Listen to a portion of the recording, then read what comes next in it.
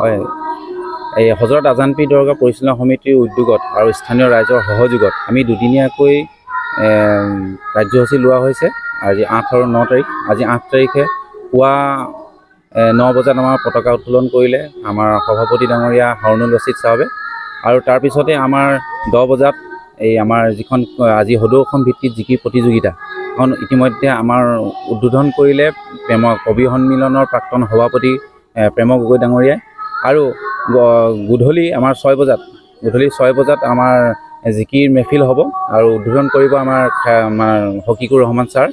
আৰু অহাকালিলৈ দেওবাৰে 10 বজাৰ পৰা মুকলি সভা হ'ব। তাত আমাৰ কেইবাগৰাকীও বিশিষ্ট ব্যক্তি আমাৰ উপস্থিত থাকিব। আমাৰ প্ৰাক্তন মন্ত্ৰী পৰিবহণ মন্ত্ৰী যোগেন মোহন ডাঙৰীয়া আৰু আমাৰ শ্বিলঙৰ প্ৰাক্তন মন্ত্ৰী ছৈয়দুল্লাহ নংগ্ৰুম তেখেতো থাকিব। আৰু আমাৰ শিৱসাগৰ ডিষ্ট্ৰিক্টকে ধৰি বিভিন্ন প্ৰান্তৰ পৰা আমাৰ বিশিষ্ট ব্যক্তিসকল আহি উপস্থিত হ'বহি। আৰু আমাৰ অসমৰ বিভিন্ন প্ৰান্তৰ পৰা ইতিমধ্যে ভক্তপ্ৰাণ ৰাইজহঁত আহি উপস্থিত হৈছেহি। আৰু অহাকালিলৈ সকলোকে আমি নিমন্ত্ৰণ জনাইছোঁ সকলো আহিবৰ বাবে। আৰু দিনৰ 2 বজাত আমাৰ দুৱা সম্পূৰ্ণ হ'ব।